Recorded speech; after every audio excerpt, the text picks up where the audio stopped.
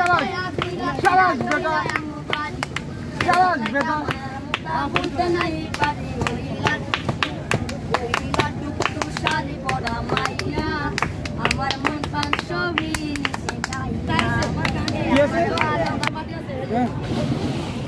Okay okay আমি একটা লাভ দিব লাভ দেওয়া যাবে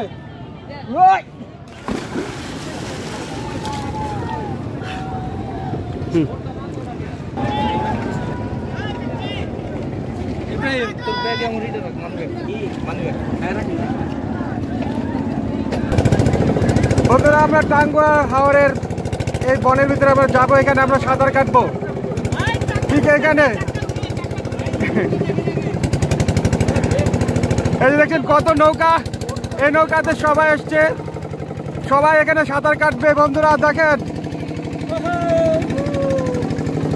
এই যে ভাইয়া সাঁতার কাটবে ভাইয়া সাঁতার পারে আমিও পারি কিন্তু ভাইয়া লাইফ জ্যাকেট পরে নাই আমি পড়ছি ভাইয়ের কনফিডেন্স আছে কিন্তু আমার কনফিডেন্স নাই কারণ আমি অনেকদিন ধরে সাঁতার কাটি না বনটা দেখে আমার খুব ভালো লাগছে ওয়াসাম দেখেন আমি এই বনগুলো খুব পছন্দ করি দেখেন বন্ধুরা এই পানিতে আমরা সাঁতার কাটবো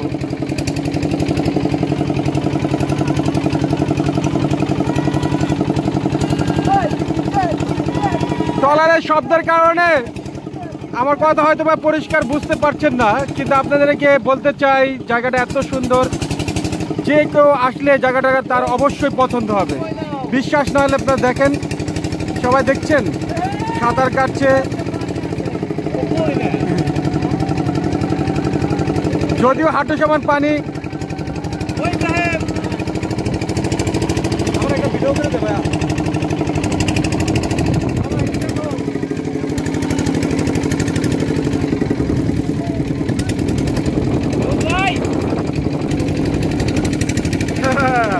সাঁতার কাটবো আমি জ্যাকেট পরেন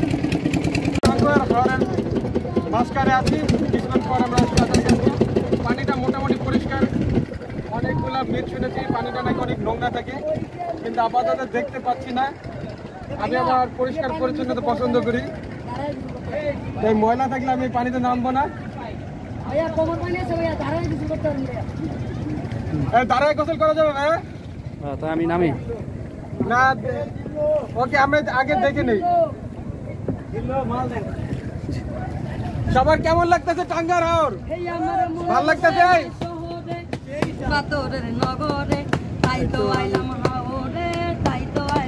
শাবাশ বেটা শাবাশ শাবাশ বেটা শাবাশ শাবাশ বেটা শাবাশ বেটা শাবাশ বেটা শাবাশ বেটা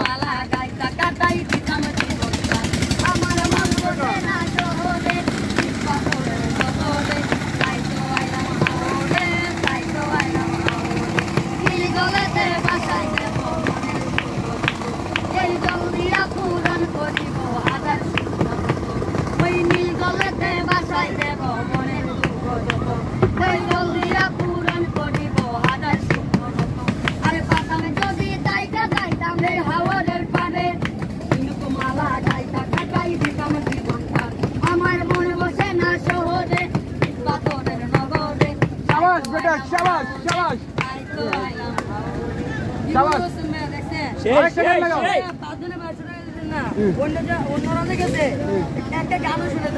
আরেকটা গান লাগাও কাছে এলে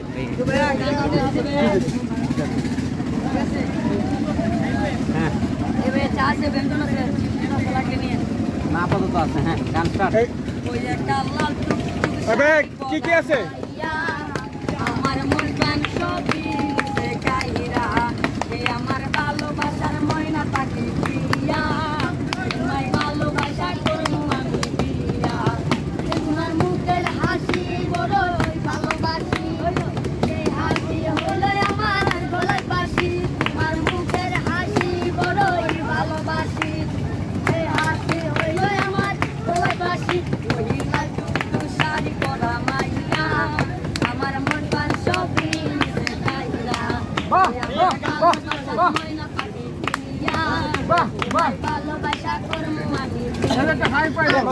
আমার ভাইয়ের লোক আমার একটা ফোন করে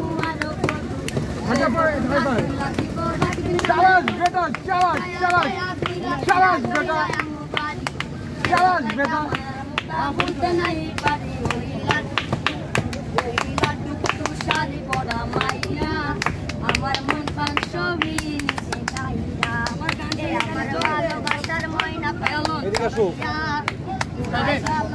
এদিকে আসো আগে টাকা থেকে নেবে ভাই একটা ভিডিও করবো টাঙ্গাইল রোড সুনামগঞ্জ জেলা অবস্থিত যার মোট আয়তন 162 একর। এটি পৃথিবীর কয়েকটি জলভূমির ভিতরে একটি, যেটি রামসার বনভূমির ভিতরে অন্তর্ভুক্ত। তো বন্ধুরা দেখতে পাচ্ছেন আমরা টাঙ্গাইল ভিতরে আছি। আমরা এখন সাঁতার কাটবো, যদিও আমি সাঁতার কাটতে পারি, তারপর লাইফ জ্যাকেট পরে নিয়েছি, কারণ আমি অনেকদিন ধরে সাঁতার কাটি না, তো আমার ভয় ভয় লাগছে। তবে চেষ্টা করছি, দেখি কতটুকু পারি। ভাই এদিকে সেফ হবে, সেফ কি আছে? ওকে ওকে, আমি একটা লাভ দিব, লাভ দেওয়া যাবে?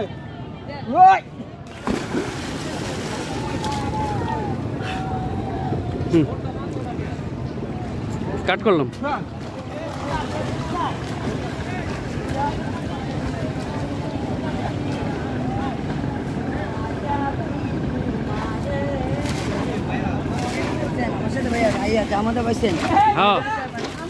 আবার তোমার কাছে আমুনে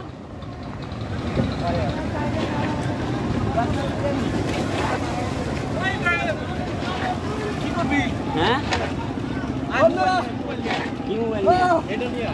অনেকদিন পর এই দুরন্ত বানা খুব ভালো লাগতেছে। আসলে জীবনের টাকা পয়সাটা কি হবে যদি আমরা এভাবে জীবন উপভোগ করতে না পারি? টাকা পয়সা দিয়ে জীবনের সুখ কিনা যায় না, কিন্তু আমাদেরকে সবাইকে সময় সদ্ব্যবহার করতে হবে। সেজন্য আমি একটা লাভ দিয়ে আপনাদের দেখাচ্ছি জীবন আসলে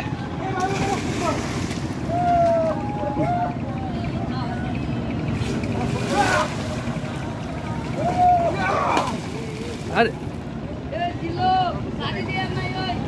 আসলে একটা সময় আমি অনেক সাঁতার কাটতাম,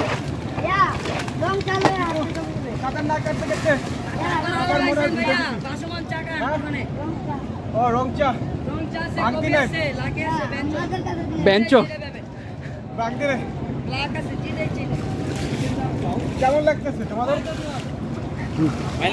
প্রতিদিনে দেন দেন দেন। ওকে, তোমাদের পরে আপনাদেরকে দেখাচ্ছি, ঠিক আছে? তখন পর্যন্ত আমাদের ভিডিও দেখতে থাকুন। শেষে আমরা আমাদের করবো না ভাই? হ্যাঁ ছোট ভাই, গোসল করবো তো আরো। আমরা টাঙ্গাইল আর গোসল করা শিখে আমাদের নৌকার দিকে যাচ্ছি। এর পরবর্তীতে আমরা তাহেরপুর যাবো। এরপরে যে পর্যটন জায়গাগুলো আছে সেগুলোতে আমাদের গাইড ঘুরিয়ে যাবে। বলতে পারি সেখানে এসে এই জায়গাটা সম্পর্কে অনেক শুনেছি এবং ভিডিওতে অনেক দেখেছি। আজকে নিজের চোখে বাস্তবে দেখলাম, দেখে ভালোই লেগেছে, একেবারে খারাপ। ওই যে দেখেন বন্ধুরা, ইন্ডিয়া দেখছেন মেঘালয়ের পাহাড়, ওখানে কিন্তু মেঘালয়ের পাহাড়, ঠিক আছে? ওটা ভারত, আর এটা আমাদের জন্মভূমি বাংলাদেশ। দেখতে পাচ্ছেন আমাদের জন্মভূমি বাংলাদেশ কত সুন্দর। হ্যাঁ, আমাদের বাংলাদেশ ছোট, তারপর আমাদের দেশে ঘোরার মতন অনেক জায়গা আছে। আপনাকে ঘর থেকে বাইর হয়ে দেখতে হবে আমাদের বাংলাদেশ কত সুন্দর। আমাদের বাংলাদেশকে আমরা একেবারেই ফেলে দিতে পারি না। আমাদের দেশেও ঘোরার মতন অনেক জায়গা আছে। আপনারা আসেন, দেখেন এবং বুঝেন যে আসলে আমাদের বাংলাদেশ সুন্দর কিনা। যদি আমরা সবাই আমাদের দেশকে ঘুরি, ভ্রমণ করি, তাহলে আমাদের দেশের মানুষ সম্পর্কে বুঝতে পারবো এবং এরকম সুন্দর প্রাকৃতিক দৃশ্য দেখতে পাবো। আশা করি সবাই আসবেন আমাদের জন্মভূমিকে দেখতে। আমার জন্মভূমি আসলেই সুন্দর। আমি আমার দেশকে এই যে আমার ছোট ভাই যে আমার দেশকে আমাদেরকে সে ঘুরে ঘুরে দেখাইছে। সে বোটের মাঝি, অনেক ভালো একটা ছেলে। সে আমাদেরকে বিভিন্নভাবে গাইড করছে। সে এতটুকু ছোট বাচ্চা হলে কিন্তু সে কিন্তু ভালো সাঁতার কাটতে পারে। আমরা যে দেখেন নৌকার পাশে এসে ভয় পাচ্ছি, কিন্তু সে কিন্তু ভয় পাচ্ছে না, সে রিল্যাক্স। তাকে যদি ফেলেও দেই সে কিন্তু সাঁতার কেটে উঠতে পারবে। যদি আমাকে ফেলে দেয় কিন্তু আমি উঠতে পারবো না। তো তুমি কোন ক্লাসে পড়ো বাবু? 3। এখন পড়াশোনা করো না? কেন করো না?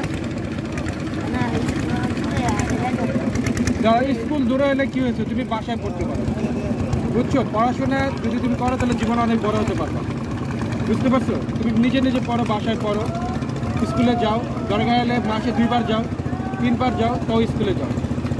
পড়াশোনা করলে তুমি বড় হতে পারবে। মাদ্রাসা, তুমি স্কুল মাদ্রাসা যেখানে যাও পড়াশোনা করো। পড়াশোনা যদি না করো তাহলে কখনো বড় হতে পারবে না। তুমি চাও না বড় হতে?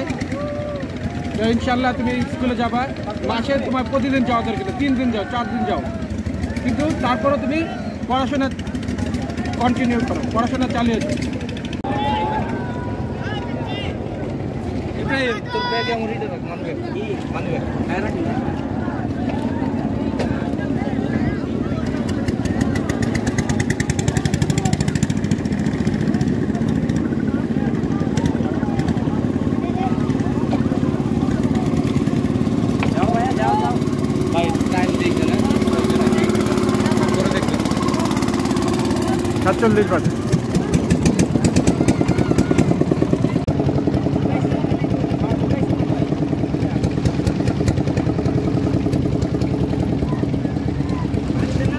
টাঙ্গার হাওরে গোসল শেষে আমরা আমাদের হাউস বোটের দিকে যাচ্ছি।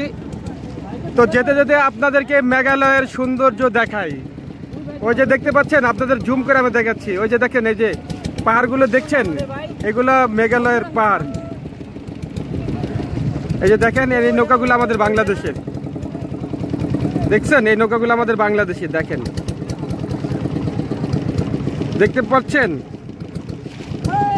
এটাকে আমরা বাংলার কাশ্মীর বলতে পারি, বাংলার ডাল লেক বলতে পারি। আর ডাল লেক বলবো কেন? আমাদের দেশ কি ডাল লেকের চেয়ে খারাপ নাকি? আমাদের দেশ অবশ্যই সুন্দর, এবং আমাদের দেশের যে প্রাকৃতিক সৌন্দর্য এবং আল্লাহ আমাদেরকে যে সৌন্দর্য দিয়েছেন তার শুকরিয়া আমাদের আদায় করতে হবে। আমাদের যা আছে তাই নিয়ে সন্তুষ্ট থাকা উচিত। আমরা যদি আমাদের সৌন্দর্যকে নিয়ে নিজেরাই সন্দিহান থাকি বা নিজেদের ভিতরে খুঁত একটা ভাব থাকে, তাহলে আমরা আমাদের পর্যটনকে এগিয়ে নিতে পারবো না। আমাদের পর্যটন বিকশিত হচ্ছে এবং আমাদের পর্যটনকে বিকশমান করার জন্য আমাদেরকে এই প্রাকৃতিক সৌন্দর্যের যে সৌন্দর্যতা, পরিচ্ছন্নতা, এগুলা বজায় রাখতে হবে। এখানে এসে আমরা বিভিন্ন খাবারের প্যাকেট ফেলি, যেটা এই পরিবেশের জন্য ভয়াবহ বিপর্যয় আনতে পারে, কারণ এটা একটা সংরক্ষিত হাওর, যেটাকে আমরা ইংরেজিতে রিজার্ভ ফরেস্ট বলতে পারি। কারণ এটা একটা বিরল প্রজাতির বা বিরল ধরনের বনভূমি। এখানে যদি আমরা এসে পরিবেশ দূষণ করি তাহলে আমরা এর সৌন্দর্য এবং এর মূল্য আমরা অচিরে হারিয়ে ফেলব। তাই সবার কাছে অনুরোধ, দয়া করে এখানে এসে চিপসের প্যাকেট বা কোনো খাবার খেয়ে এই হাওরে ফেলবেন না, কারণ এখানে বিভিন্ন জলজ প্রাণী, মাছ এবং বিভিন্ন ধরনের সরীসৃপ জাতীয় প্রাণী রয়েছে। আমরা যদি পরিবেশ দূষণ করি তাহলে তারা এই পানিতে বিপন্ন হয়ে যাবে, তাদের অস্তিত্ব বিলীন হয়ে যাবে। আমাদের যে খাদ্য শৃঙ্খল, যে পরিবেশের ভারসাম্য রক্ষার জন্য যে দরকার, এর ভিতরে যে একটি প্রজাতির মৃত্যু হয় তাহলে আমাদের যে পরিবেশের যে খাদ্য শৃঙ্খল এটা বিপর্যস্ত হবে। পরিবেশকে বাঁচাতে হলে পরিবেশকে সম্মান করতে হবে এবং পরিবেশেরকে মূল্য দিতে হবে। যদি আমরা মূল্য না দেই তাহলে আমাদের দেশ কখনো আগাবে না। তো বন্ধুরা, আমরা আমাদের টাঙ্গুয়ার হাওরের গোসল শেষে আমরা আমাদের হাউস বোটের দিকে যাচ্ছি। আশা করি আমাদের সাথে থাকবেন এবং পরবর্তী যে টুরিস্ট স্পট আছে ওখানে গিয়ে আপনাদেরকে আমরা দেখাবো। এখানে অনেক ঘোরার মতো অনেক জায়গা আছে, একটা একটা করে আপনাদেরকে ঘুরে ঘুরে দেখাবো। আশা করি আমাদের সাথে থাকবেন।